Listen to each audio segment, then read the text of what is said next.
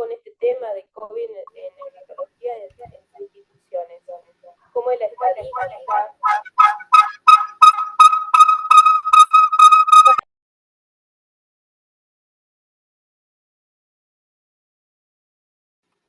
No puedo escuchar, se escucha con mucho eco.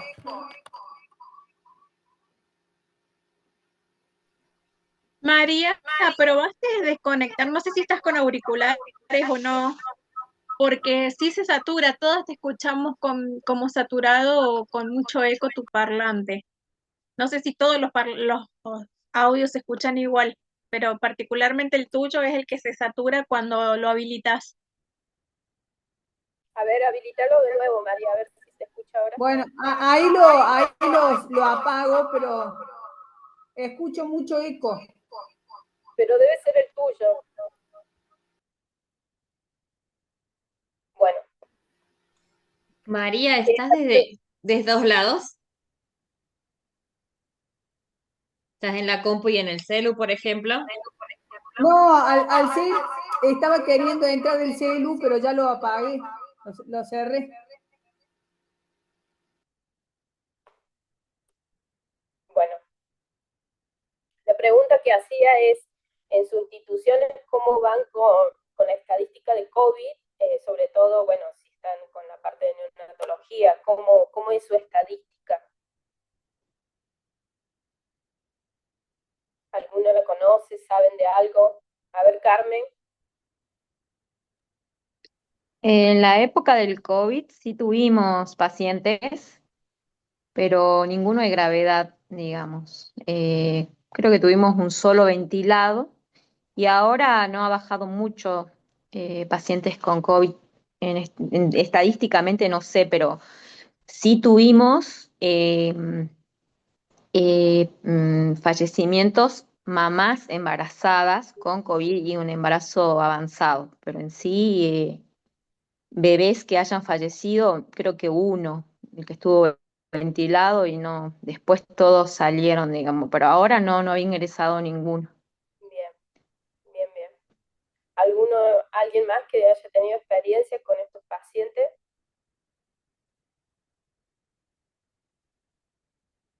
¿Ninguno? Bueno, le vamos a contar entonces un poquito cómo está este tema de COVID-19 en neonatología. Sabemos que es una enfermedad respiratoria y que está causada por este virus SARS-CoV-2, ¿sí?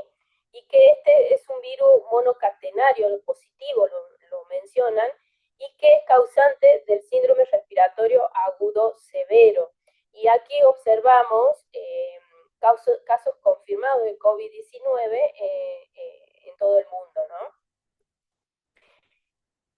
Y esta patología respiratoria se detectó en diciembre del 2019 en China y que al propagarse rápidamente la OMS la declara como una pandemia mundial. Y ya en agosto del 2020 ya había más de 24 millones de casos confirmados y más de 800.000 muertes. Y en cuanto a embarazo y recién nacido, están bastante limitados los porcentajes, ¿sí?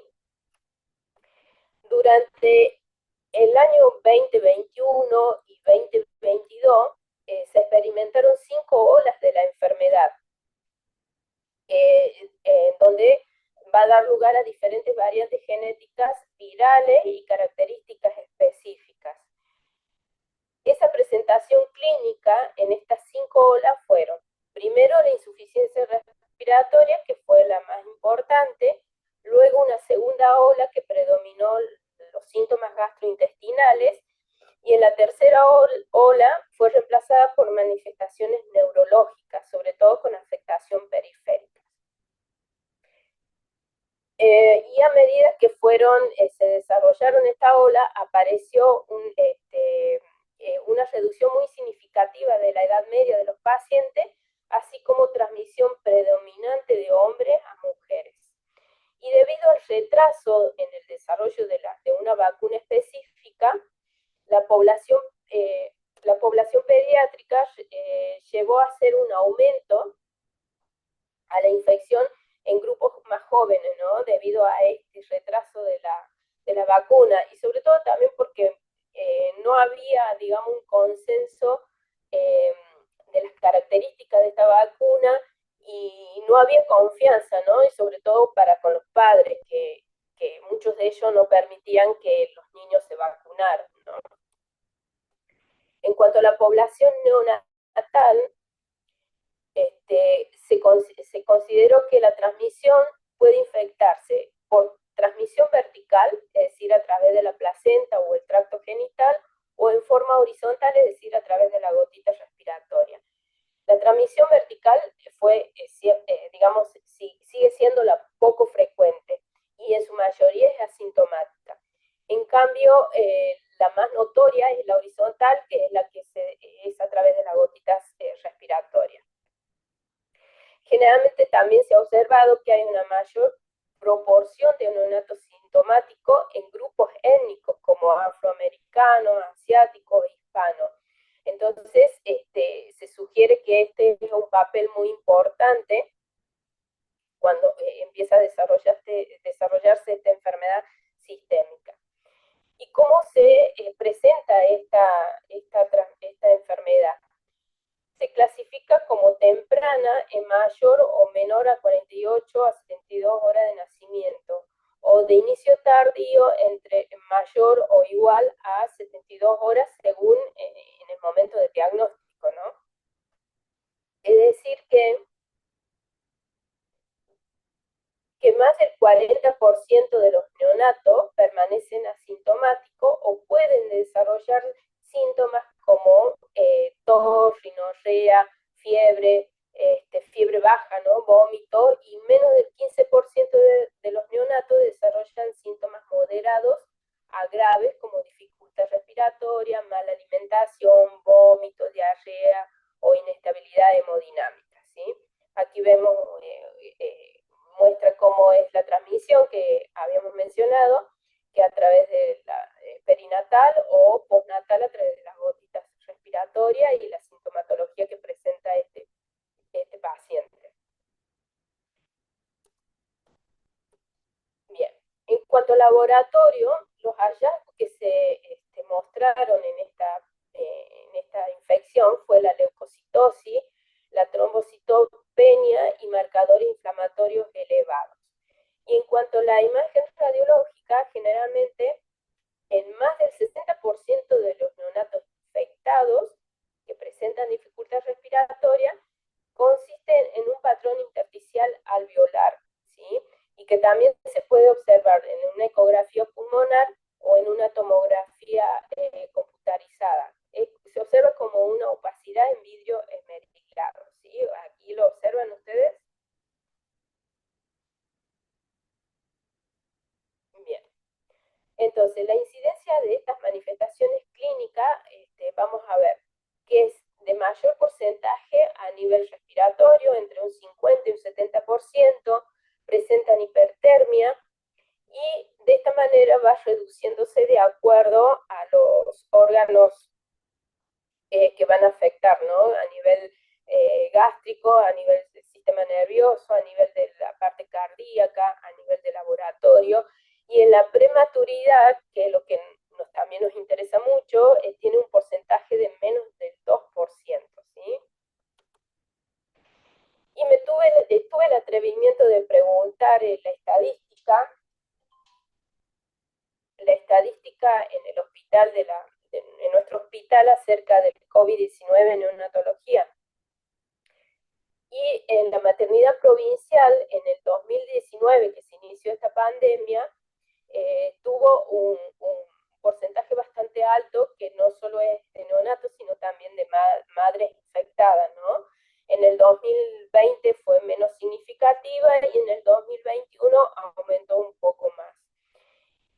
Y aquí en la estadística del lado derecho está lo que es relacionado al IRAP, que es más a nivel neonatológico, en donde el 2022 presenta un porcentaje importante, pero entre el 2023 al 2024 fue más significativo la presencia del COVID-19. Y en este 2025, desde enero hasta la actualidad, más o menos se dio un porcentaje de 15 pacientes hasta el miércoles pasado, y que las siguientes guardias ya hubo otros pacientes, más o menos llegaron a 17 o 18 de acuerdo a lo que la guardia siguiente había transmitido en el pase de guardia. Y esto, digamos, que tiene que ver también como lo que decía Tamara, ¿no? En cuanto al ambiente, en cuanto a las defensas de ese paciente, en cuanto a la economía que se está viviendo también, ¿no? Es muy importante tenerlo en cuenta, la incidencia de este COVID, ¿no?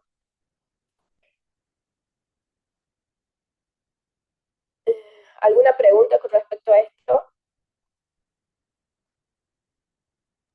No, no, no. ¿Todo bien? Ay, que se me trabó acá. Sí. Entonces, los cuidados respiratorios que debemos tener en cuenta cuando estamos ante pacientes con sospecha o confirmación de SARS-CoV-2 es la protección del personal, que es la utilización de estos elementos, ¿no? De protección, que es gorro, barbijo, el N95, bata, guantes, ¿sí? De acuerdo a las recomendaciones vigentes que estén. Y medida de protección para diseminar la aerolización, que es mantener al recién nacido dentro de la incubadora durante todo el curso de la enfermedad.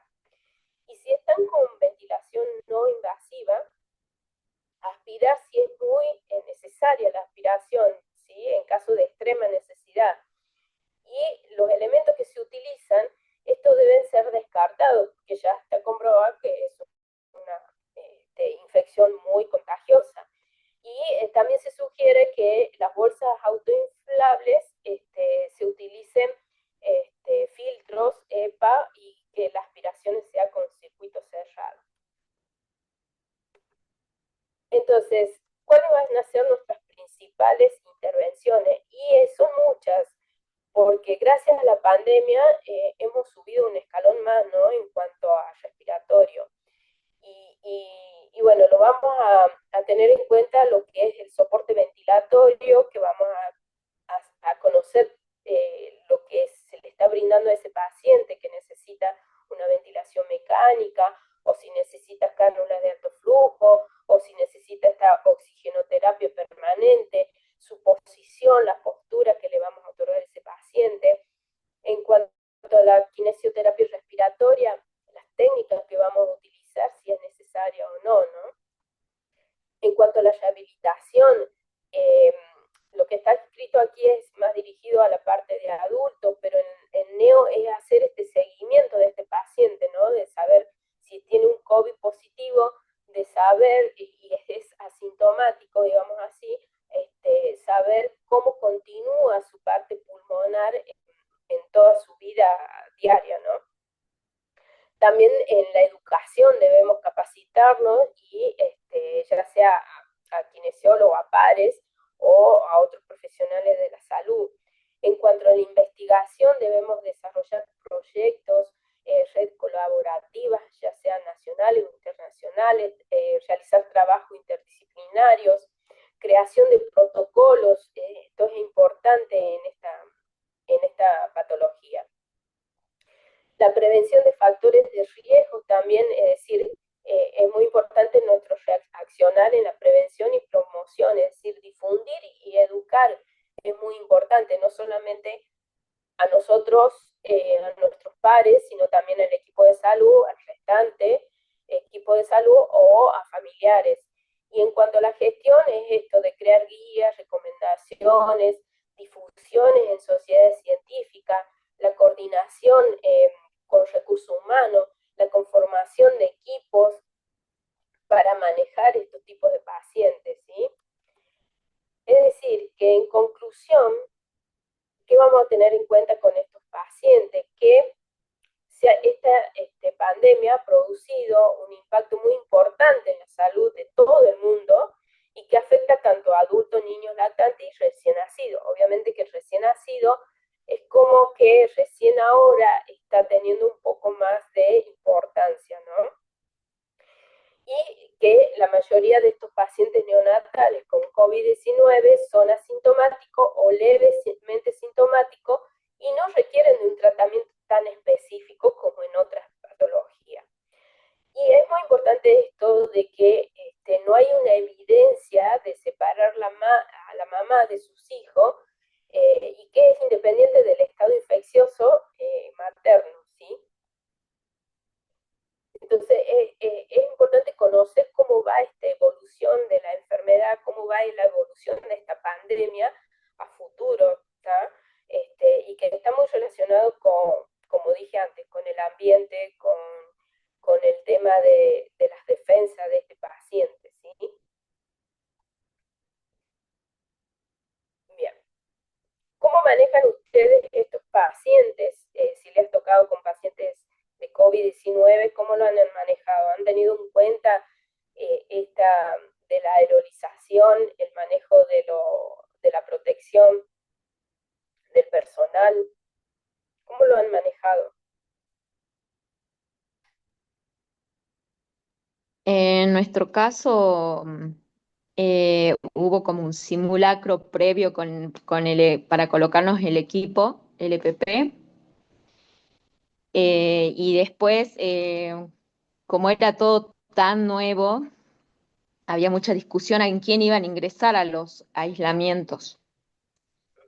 Entonces, bueno, la gran mayoría no quería ingresar porque tenía miedo al contagio, obviamente, y decidían o discriminaban a los que no tenían hijos, a los que no tenían enfermedades respiratorias, y empezaron como a presentar certificados para no ingresar al aislamiento, y como que quedamos los que no teníamos hijos para poder ingresar, así la enfermera, así la kinesióloga, empezamos mal, digamos. Porque había mucho temor por el contagio, pero en realidad creo que lo más seguro era el equipo EPP, porque no era tanto colocarnos, sino el sacarnos el equipo, porque ahí nos podía producir el contagio. Pero más allá de todos los inconvenientes que tuvimos, las veces que ingresé, después se me hizo como natural la práctica de sacarme y ponerme. eh, y obviamente con todas las precauciones que teníamos que tener, pero como les comenté, no tuvimos tantos pacientes respiratorios, sí gastrointestinales, pero como fueron muy pocos los respiratorios, pero más allá de lo que fue la pandemia, fue como para mí una buena experiencia. Ya después, al último, como que tenía más miedo contagiarme en la calle que en lo que tenía yo dentro del hospital. Bien. Así que ¿Y cómo manejaban con el tema de la aspiración con estos niños? Ya sé que hayan tenido problemas gastrointestinales, ¿no? sí, en la parte respiratoria, obviamente no nos podíamos lavar las manos, sí nos poníamos, eran los mismos los dos operadores, y bueno, ingresábamos como que todos en un mismo horario. Entonces, no nos lavábamos las manos, sí nos poníamos capas de guantes, o sea, terminábamos el procedimiento y nos sacábamos el guante sucio y quedábamos con los guantes estériles en lo que era la aspiración por tubo, o bien ya sea por nariz o por boca. Ujú. Bien, bien, bien. ¿Alguna otra? Clau, Sí. como que no tenés más tiempo. Ay, qué mala. Me cortan. Corto acá. Bueno, ¿alguna otra? ¿Alguna otra duda, pregunta, alguien que quiera contar algo más? Último minuto. Último minuto, y si no, callan para siempre. ¿No?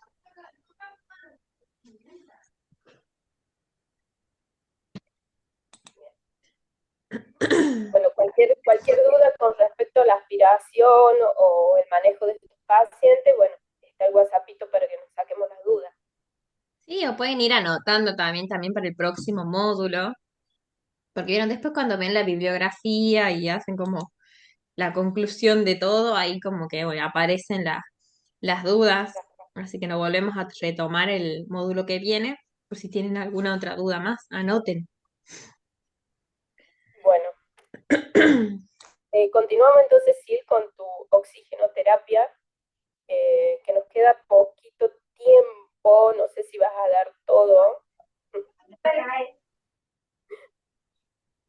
intentando comparar un segundo. ¿Me dan un segundo, chicos? No, lo que les Mientras, quería sí, decir perdón, es mientras eso, tanto yo voy a intentar... Sí, Tamara.